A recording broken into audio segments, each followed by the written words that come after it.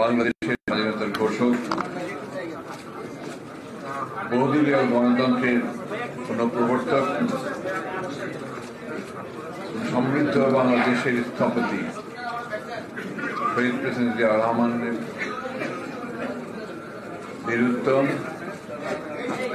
43তম শতবর্ষী উপলক্ষে আয়োজিত আজকের এই আলোচনা সভার সম্মানিত সভাপতি, উলামা দলের আহ্বায়ক আলহাজ মোহাম্মদ সেলিম রেজা, এই আলোচনা সভায় উপস্থিত আছেন আমাদের বাংলাদেশ জাতীয়তাবাদী দলের বিএনপির মাননীয় চেয়ারপারসন উপদেষ্টার সম্মানিত সদস্য, মন্ডলীর সদস্য বীর মুক্তিযোদ্ধা জনাব আব্দুল সালাম, যিনি ঢাকা মহানগর দক্ষিণ আহ্বায়ক। উপস্থিত আছেন বিএনপির সংগ্রামী প্রায় 450 মামলা যার বিরুদ্ধে আমাদের প্রিয় মানুষ বিএনপির যুব মহাসচিব জনাব সৈয়দ মোয়াজ্জেম হোসেন আলাল। উপস্থিত আছেন আপনাদের আরেকজন ত্যাগী নেতা, সাবেক ছাত্র নেতা জনাব শহীদুদ্দিন চৌধুরী অ্যানি, কেন্দ্রীয় নেতৃবৃন্দ এবং উলামা দলের সম্মানিত নেতৃবৃন্দ, আসসালামু আলাইকুম। আমরা গত কয়েকদিন ধরে আমরা শহীদ প্রেসিডেন্ট জিয়াউর রহমানের শাহাদাত বার্ষিকী উপলক্ষে বিভিন্ন জায়গায় আলোচনা সভা করছি এবং কথা বলছি মানুষের সঙ্গে। শহীদ প্রেসিডেন্ট জিয়াউর রহমান সাহেব সম্পর্কে নতুন করে কথা বলার খুব প্রয়োজন হয় না, কারণ এই ব্যক্তি, এই নেতা, তাকে আমি সবসময় আমার কাছে যেটা মনে হয় একজন ক্ষণজন্মা নেতা, ক্ষণজন্মা পুরুষ। তিনি একজন অখ্যাত মানুষ ছিলেন 1971 সালের 26শে মার্চের আগে। এই দেশের একমাত্র সেনাবাহিনীর লোকেরা, কিছু মানুষ ছাড়া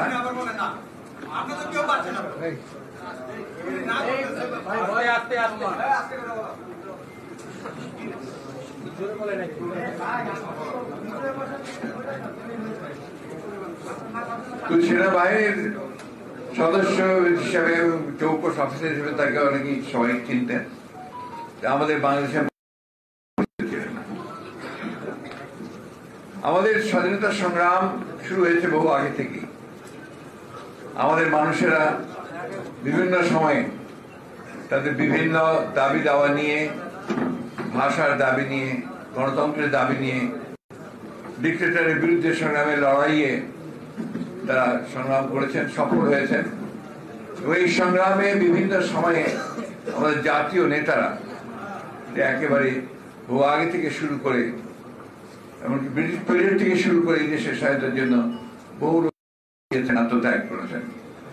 পরবর্তীকালে আমাদের শেরে বাংলা একে ফজলুল হক, হোসেন শহীদ সরওয়ার্দী, মাওলানা আব্দুল হামিদ খান ভাসানী, শেখ মুজিবুর রহমান সবাই অবদান রেখেছেন।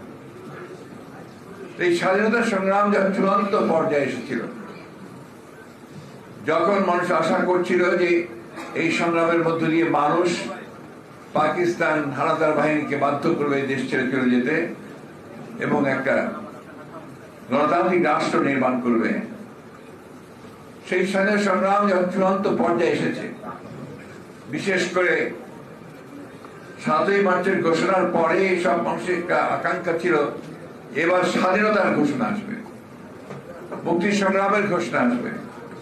কিন্তু দেখা গেল 25শে মার্চে যখন পাক হানাদার বাহিনী গণহত্যা শুরু করলো, আক্রমণ করলো নিরস্ত্র বাঙালি মানুষের উপরে, তখন দেখা গেল যারা এতদিন ধরে নেতৃত্ব দিয়েছে, স্বাধীনতার কথা তারা বলেনি কিন্তু সংগ্রামে নেতৃত্ব দিয়েছে, তারা হঠাৎ করে যেন উবে গেল, পালিয়ে গেল। এবং যার উপরে সবাই সেই সময় নির্ভর করেছিল, অবিসংবাদী নেতা সেই সময় শেখ মুজিবুর রহমান, তিনি পাক হানাদার বাহিনীর কাছে আত্মসমর্পণ করলেন।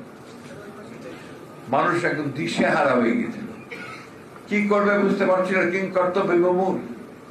একদিকে পাক হানাদার বাহিনীর সেই আক্রমণ, হত্যা, নির্বিবাদে হত্যা, অন্যদিকে যখন মানুষ ঢাকা শহর ছেড়ে পালিয়ে পালিয়ে চলে যাচ্ছে, তখন তারা কিছুই বুঝতে পারছিল না। সেই সময় 26 তারিখে হঠাৎ করেই যে কণ্ঠ এদেশের মানুষকে ঘুরে দাঁড়াতে সাহস জোগাল, সেই কণ্ঠটা ছিল এই অখ্যাত মেজর জিয়া। এই মেজর জিয়া তিনি ঘোষণা দিয়েছিলেন যে আমি মেজর জিয়া বলছি, আমি পাকিস্তান সেনাবাহিনীর বিরুদ্ধে বিদ্রোহ ঘোষণা করছি এবং স্বাধীনতা ঘোষণা করছি। আজকে আসুন আমরা সবাই এই যুদ্ধে নেমে পড়ি এবং এই হানাদার বাহিনীকে আমরা পরাজিত করি। এই যুদ্ধ, এই ঘোষণায় সমগ্র জাতি অনুপ্রাণিত হয়েছিল এবং দীর্ঘ 9 মাস যুদ্ধ করে, লড়াই করে, সংগ্রাম করে একটা স্বাধীন মানচিত্র পেয়েছিল।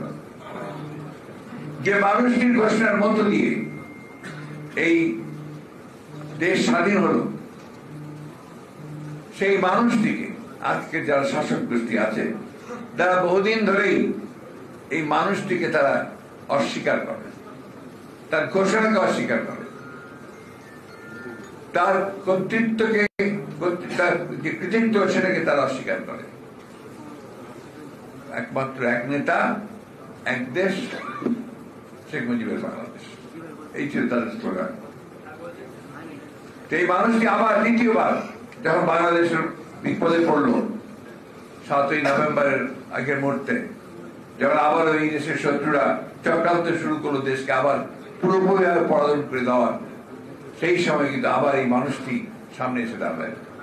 সেটা হচ্ছে আপনার 1975 সালের 7ই নভেম্বর সিপাহী জনতার বিপ্লবের মধ্য দিয়ে তাকে সামনে নিয়ে আসা হয়েছিল এবং তিনি সেদিন বলেছিলেন, আমি মেজর জেনারেল জিয়াউর রহমান বলছি, আপনারা সবাই শৃঙ্খলার মধ্যে আসেন।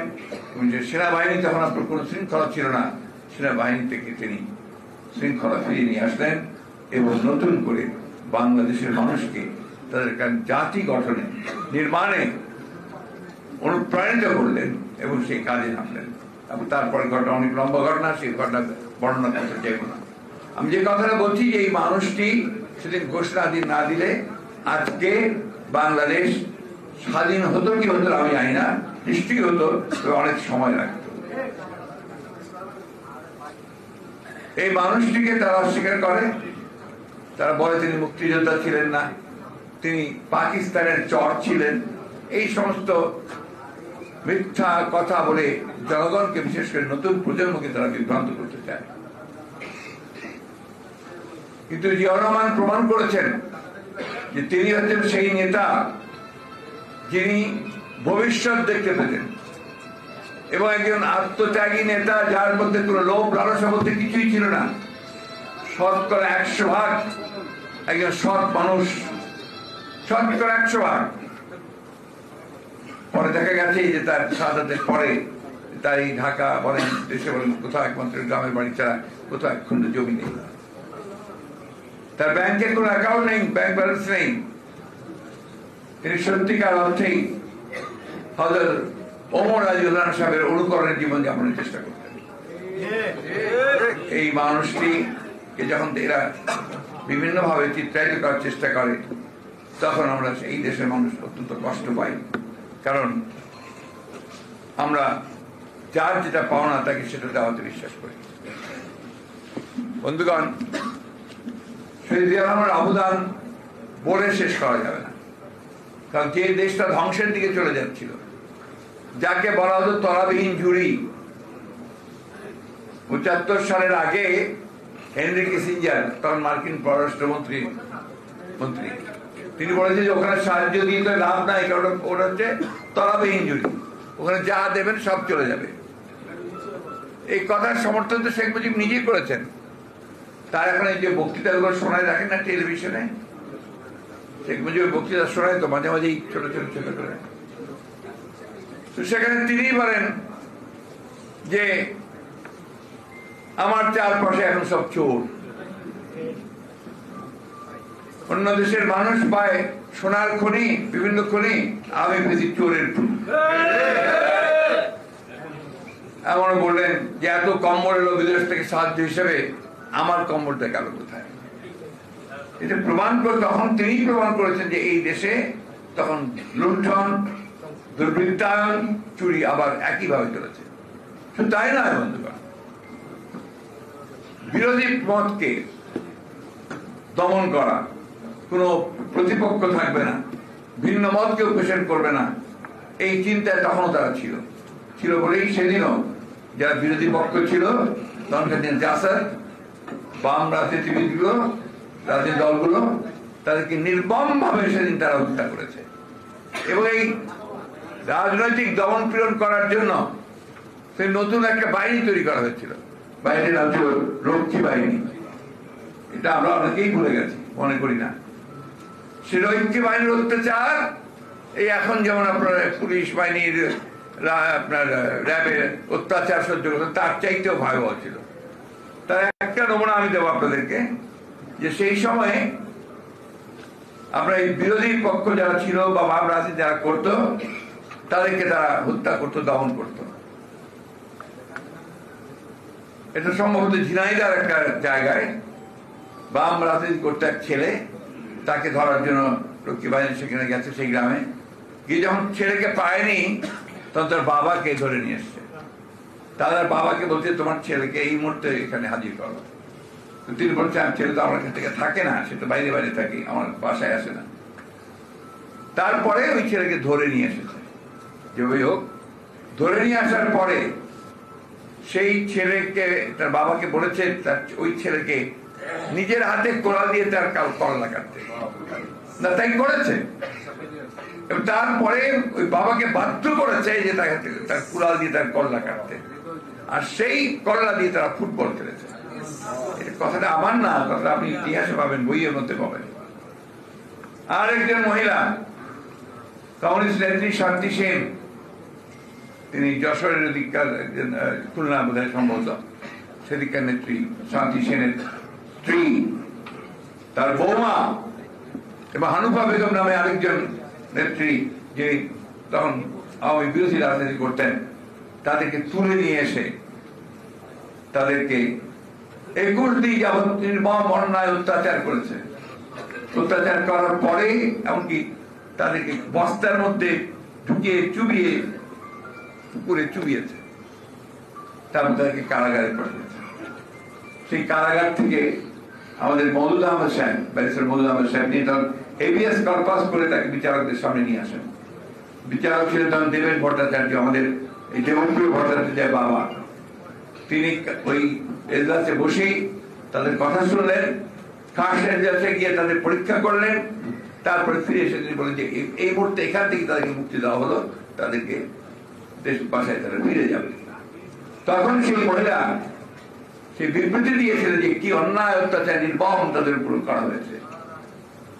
এটা ছিল দুটো ঘটনা বললাম। সারা বাংলাদেশে তখন তারা এই ত্রাসের রাজত্ব সৃষ্টি করেছিল। তখনও গুম হতো, তখনও খুন হতো, তখনও আপনার এই বিচার বহির্ভূত হত্যাকাণ্ড ঘটেছে। তখন সহজে কেউ আল্লাহর নাম নিতে পারত না, এটা বাস্তব কথা। তখনও একই অবস্থা ছিল যে যদি কেউ ধর্ম, ইসলাম ধর্মের কথা বলে, তারপরে সেইভাবে একইভাবে তাদেরকে নির্যাতন নেমে আসলো।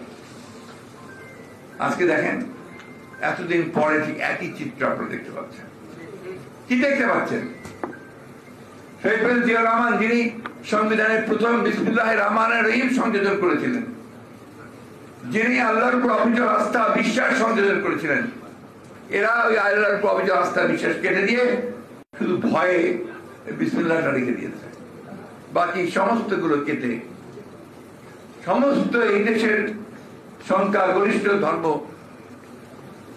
ধর্মীয় সম্প্রদায় তাদের ইচ্ছার বিরুদ্ধে সমস্ত কাজগুলো করেছে। আপনারা ভুলে গেছেন খেলাফে মজলিসের হেফাজতে ইসলাম না, হেফাজতে ইসলামের সমাবেশে কি ঘটনা ঘটেছে ভুলে গেছেন নাকি আপনারা? সেই দিন অন্যায় ভাবে আজকে বেনজির আহমেদ, তখন ঢাকা সিটি কর্পোরেশনের মেট্রোপলিটন ডিউটি কমিশনার, রাতের অন্ধকারে নির্বিচারে গুলি করে অসংখ্য মানুষকে সেদিন হত্যা করা হয়েছিল। আমাদের মাদ্রাসার সব শিশু, তরুণ, কিশোর বালকদেরকে হাফেজ আলেম উলেমাদেরকে সেইভাবে হত্যা করা হয়েছে। এখন দাড়ি টুপি রাখতে অনেকেই ভয় পায় যে যদি আবার তাকে ওই জঙ্গি জঙ্গি জঙ্গি জঙ্গি নাম দিয়ে দেয়, এবং এটা করেছে এভাবে আপনার জঙ্গি নাম দিয়ে অনেক মানুষকে তারা কারাগারে নিক্ষেপ করেছে। তারা মৌলানা মমিনুল হক সাহেব সহ আরো অনেক মৌলানাকে তারা কারাগারে নিক্ষেপ করেছে। কারাগারে তারা অনেকেই এখনো আছে। অপরাধ যে তারা সত্য কথা বলছে, অপরাধ যারা আল্লাহর কথা বলে, অপরাধ যারা দেশে একটা সত্যের সরকার প্রতিষ্ঠা হোক, রাষ্ট্র তৈরি হোক, এটি তারা চায়। প্রিয় বন্ধুগণ, অল্প সময়ের মধ্যে এত কিছু বর্ণনা করা সম্ভব না। একটা কথাই শুধু বলতে চাই যে 1971 থেকে 75 পর্যন্ত তারা রাষ্ট্র ক্ষমতায় ছিল। তখনও তারা একইভাবে অন্যায় অত্যাচার নির্যাতন করেছে। তখনও তাদের দুঃশাসনের ফলে অর্থনীতি ধ্বংস হয়ে গেছে, তখনও আইনের শাসন বিনষ্ট করেছে এবং অন্যায় অত্যাচার করেছে বিরোধী দলের উপরে, যার ফলে বাম রাজনীতি আরো বেশি করে তার চেষ্টা করেছে সেটা যুদ্ধ করতে, কোনো কিছু নিয়ন্ত্রণ করতে না পারে তারা আবার নতুন ভাবে বিশেষ ক্ষমতা আইন, সবশেষে মাঝখানে আপনার জরুরি অবস্থা ঘোষণা করেছে। জরুরি অবস্থা ঘোষণা করে তখনও যেটাকে নিয়ন্ত্রণ করতে পারেনি, তখন তারা এক দলীয় শাসন ব্যবস্থা বাকশাল প্রতিষ্ঠা করেছে। সেই বাকশাল প্রতিষ্ঠা করে তারা সমস্ত রাজনৈতিক দলগুলোকে নিষিদ্ধ করে দিয়েছিল, সমস্ত পত্রিকা বন্ধ করে দিয়েছিল, শুধুমাত্র 4টা পত্রিকা চলবে তাদের নিয়ন্ত্রণে। সব মানুষকে বাকশালে যোগ দিতে হবে, এমনকি সরকারি কর্মকর্তা কর্মচারী সব। আল্লাহর হুকুম তো আছে, আল্লাহর একটা বিচার আছে না, বেশি দিন থাকে না। কিছুদিন পরেই রাজনৈতিক পট পরিবর্তনের পরে এই মহান নেতা বাংলাদেশের ভাগ্য যিনি পরিবর্তন করতে শুরু করেছিলেন, যিনি নতুন করে পথ দেখেছিলেন, আশা জাগিয়েছিলেন, সেই মানুষটির নেতৃত্বে নতুন করে মানুষ বাঁচার একটা ছুতা খুঁজে পেল। শহীদ প্রেসিডেন্ট রহমান ওই একদলীয় শাসন ব্যবস্থা বাতিল করে বহুদলীয় শাসন ব্যবস্থাটা নিয়েছিলেন। তিনি জনগণের যে কথা বলার স্বাধীনতা, সেই স্বাধীনতাকে নিশ্চিত করেছিলেন। আপনারাই বলেছেন আলেম উলামাদের তিনি বিশেষভাবে সম্মানিত করেছিলেন বঙ্গভবনে এবং বিভিন্ন ভাবে দেশের মধ্যে, এবং তিনি ধর্মীয় মূল্যবোধকে গুরুত্ব দিয়েছেন। বারবার করে বলেছেন যে আমাদের এখানে এই দেশের মানুষ, সংখ্যাগরিষ্ঠ মানুষ হচ্ছে মুসলমান, তাদের যে ইমান আকীদা, তাদের যে কৃষ্টি, তাদের যে ধ্যান ধারণা, সেগুলি কখনো অসম্মান করা যাবে না। এই কারণে তিনি ওই আল্লাহর প্রভৃত আস্থা বিশ্বাসটাকে সংযোজন করেছেন। আমাদের একটা কথা মনে রাখতে হবে যে আমরা, তিনি যে নতুন জাতীয়তাবাদের যে তত্ত্ব, যে দর্শন তিনি নিয়ে এসেছিলেন, বাংলাদেশি জাতীয়তাবাদ, এটা কেন এনেছিলেন? কারণ এর আগে তারা বলতেন বাঙালি জাতীয়তাবাদ। বাঙালি জাতীয়তাবাদ বলে শুধুমাত্র বাংলা ভাষায় যারা কথা বলে তাদেরকে বোঝায়। তারা এই দেশে বাংলা ভাষা ছাড়া ওরা অনেকে কথাবার্তা বলে, অন্যান্য জাতি সত্তা আছে, চাকমা মারমার তারা আছে, তাই না? এখন পশ্চিম বাংলায় যারা আপনার বাংলায় কথা বলে তারা কি হবে, কোন দেশের হবে? আসামে যারা বাংলা ভাষায় কথা বলে তারা কোথায় যাবে? ত্রিপুরায় যারা বাংলা ভাষায় কথা বলে তারা কোন দিকে যাবে? সব মিলিয়ে সেদিন তিনি নতুন একটা দর্শন সামনে নিয়ে এসেছিলেন। সেই দর্শনটি বাংলাদেশি জাতীয়তাবাদ। সব বাদ দিতে পেরেছে, কিন্তু বাংলাদেশি জাতীয়তাবাদটা বাদ দিতে পারে নাই। ওটা এখানে পাসপোর্টের মধ্যে লেখা হয় ন্যাশনালিটি, বাংলাদেশি ন্যাশনালিটি, তাই না? আজকে এই শহীদ প্রেসিডেন্ট জিয়া রহমানের যে অবদান, সে অবদানটা একটা ছিল সমস্ত কাঠামোগত পরিবর্তন। তিনি একদিকে একদলীয় শাসন বাকশালকে পরিবর্তন করে রাজনৈতিক যে পরিবর্তন আনলেন, সেটা হচ্ছে বহুদলীয় গণতন্ত্রের। বহুদলীয় গণতন্ত্র বুঝতে হবে। আমি বেশি কথা বলবো না, শুধু দু একটা কথা বলতে চাই যেটা আমাদের বোঝা দরকার। বহুদলীয় গণতন্ত্রটা হচ্ছে যে বিভিন্ন মত থাকবে, দল থাকবে, বিভিন্ন মতবাদ থাকবে, এগুলোকে প্রস্ফুটিত করতে হবে। তারা তাদের মতো করে ফুটবে, সৌরভ ছড়াবে, যেটাকে তিনি বলতে এই সৌরভের মধ্য দিয়ে একটা ধারণা আসবে, সেটা বাংলাদেশি জাতীয়তাবাদের ধারণা। এই যে আপনার একটা ঐক্যের রাজনীতি, এইটা তিনি তার চালু করেছিলেন। পলিটিক্যাল স্ট্রাকচারটা তিনি এইভাবে বদলে দেওয়ার চেষ্টা করেছিলেন। মানুষের মধ্যে আবার সেই আকাঙ্ক্ষা ফিরে এসেছিল, আবার মানুষ তাদের একটা সুস্থ রাজনৈতিক পরিবেশে ফিরে এসেছিলেন। অন্যদিকে তিনি অর্থনৈতিক কাঠামো পুরো পরিবর্তন করেছিলেন। এর আগে ছিল একটা তথাকথিত একটা ভ্রান্ত সমাজতান্ত্রিক ধারণা দিয়ে ক্লোজড ইকোনমি, নিয়ন্ত্রিত ইকোনমি, যেখানে সব জাতিকরণ করা হয়েছিল, জাতিকরণ করে চুরি লুটপাট এগুলো করাই হচ্ছিল। সেটাকে তিনি পরিবর্তন করে তিনি মুক্ত বাজার অর্থনীতি, ব্যক্তি উদ্যোগ, বেসরকারি উদ্যোগ এগুলোকে তিনি প্রাধান্য দিলেন, যার ফলে দেশের অর্থনীতি অনেক বেড়ে গিয়েছিল। কৃষিতে বিপ্লব করেছিলেন, শিল্পতে আপনার সব জায়গায় ব্যর্থ ছিল, সে 2 শিফট 3 শিফট উৎপাদন করে নিয়ে এসে তিনি সেখানে আপনার উৎপাদন বাড়িয়ে দিলেন। আজকে যে আমাদের মক্কা মদিনায় আমি কয়েকদিন আগে উমরা করতে গিয়েছিলাম, সেখানে দেখলাম বেশিরভাগ মানুষ হচ্ছে আমাদের বাংলাদেশি মানুষ, যারা কাজ করছে বিভিন্ন ভাবে। এই শুরু করেছিলেন এই শহীদ প্রেসিডেন্ট জিয়া রহমান, বিদেশে লোকদেরকে পাঠান, এবং ওটা বলেছেন আমি রিপিট করতে চাই না। আর সেই সঙ্গে এই যে গার্মেন্টস ফ্যাক্টরি, এটা সূচনা করেছিলেন শহীদ প্রেসিডেন্ট জিয়া রহমান, যার ফলে আজকে বাংলাদেশের অর্থনীতির ভিত্তি কিন্তু এই দুটোই নতুন নতুন উদ্ভাবনা, নতুন নতুন সৃষ্টি, শিক্ষার ক্ষেত্রে আপনার একটা নতুন একেবারে পরিবেশ সৃষ্টি করা, জ্ঞানী লোককে তার জায়গায় বসানো। তার প্রথম ক্যাবিনেট ছিল বলা হতো গ্যালাক্সি স্টার, দেশের সবচেয়ে জ্ঞানী গুণী লোকগুলোকে নিয়ে তিনি একটা মন্ত্রিসভা তৈরি করেছিলেন, এবং সেভাবেই তিনি কন্টিনিউ করে গেছেন। সেই মানুষকে তো এমনি এমনি হত্যা করা হয় নাই, হত্যা করা যে তিনি যদি নেতৃত্বে থাকতেন, তাহলে আপনার এই যারা আমাদের প্রভুত্ব করতে চায়, আধিপত্য বিস্তার করতে চায়, তারা সেটা করতে পারবে না, বাংলাদেশ নিজের পায়ে নিজে দাঁড়াবে। এটাই ছিল তার স্লোগান, সেলফ রিলায়েন্স হতে হবে, আত্মনির্ভরশীল হতে হবে।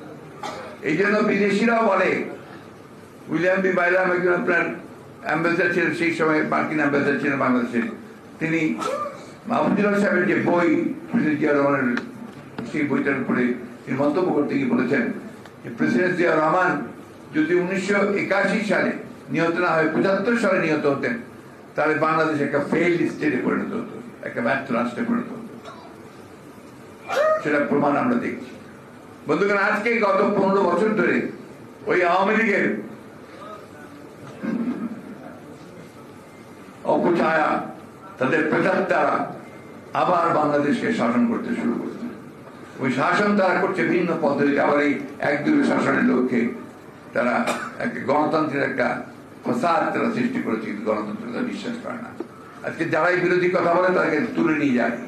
বিভিন্ন আইন পাস করেছে তারা, ডিজিটাল সিকিউরিটি অ্যাক্ট থেকে শুরু করে বিভিন্ন অ্যাক্ট, এই আইনগুলো দিয়ে কেউ কথা বলার সেই স্বাধীনতা পায় না। আজকে হাজার হাজার মানুষকে তারা গ্রেফতার করে।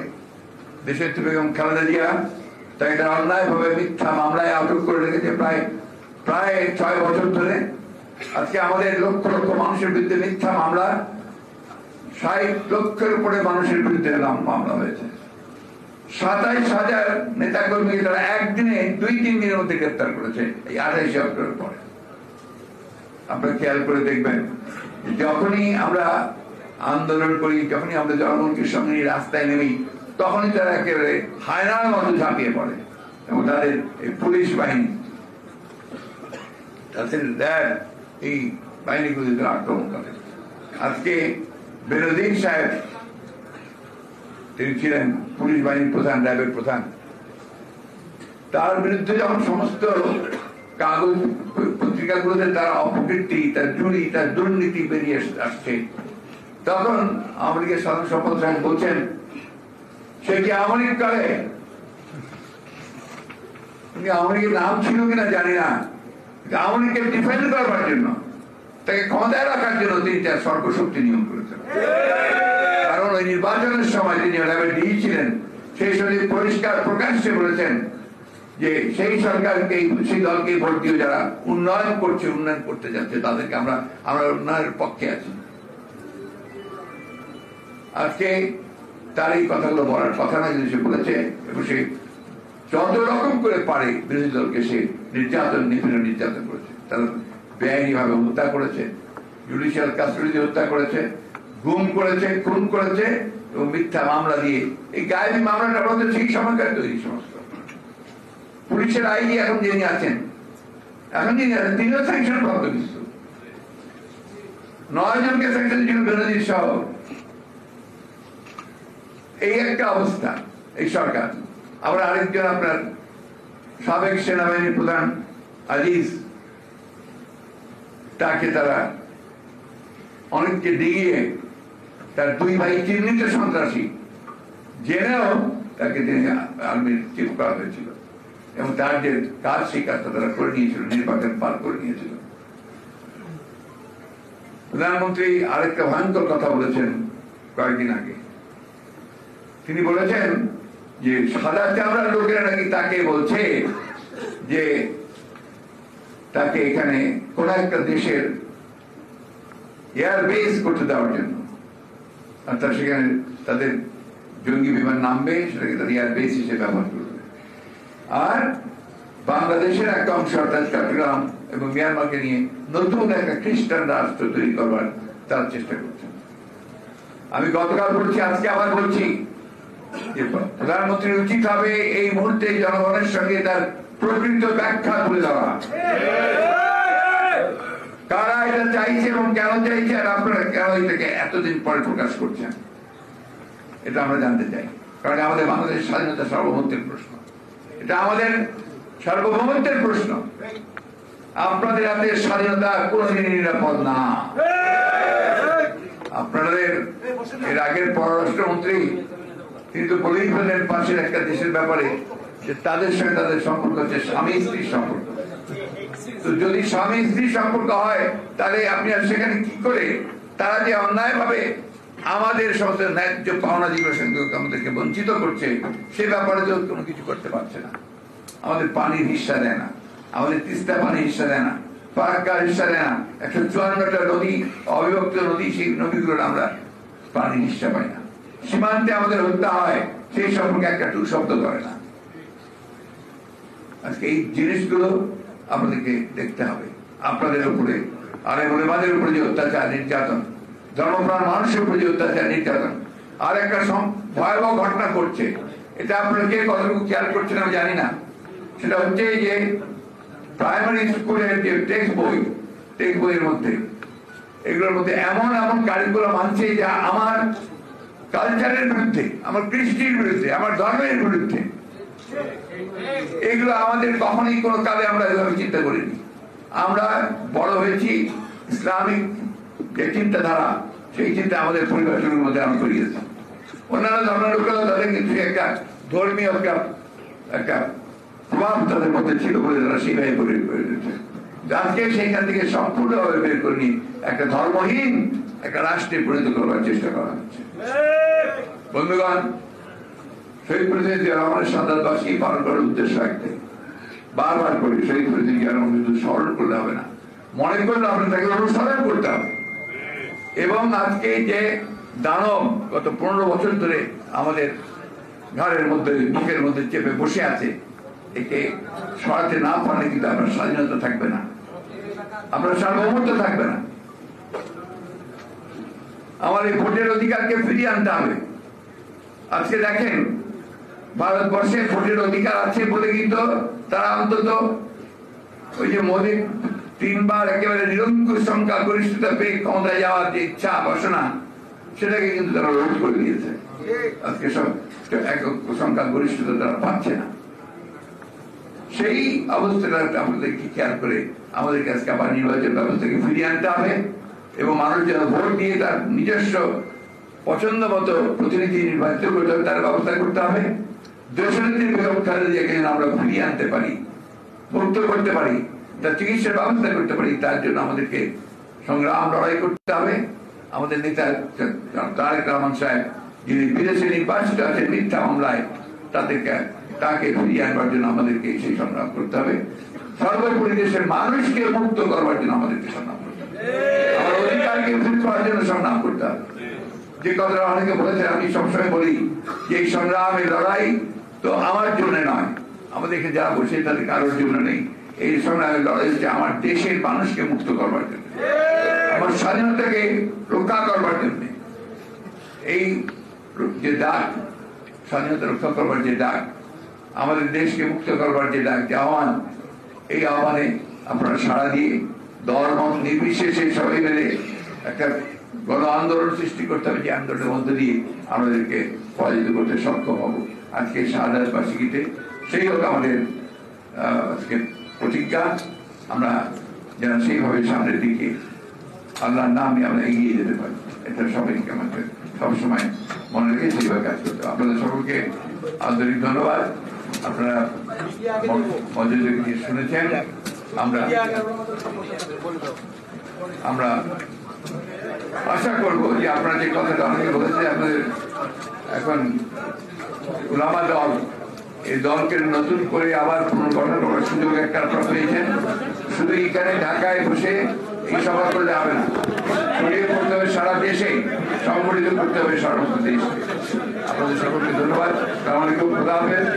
বাংলাদেশ জিন্দাবাদ, বাংলাদেশ জাতীয়তাবাদী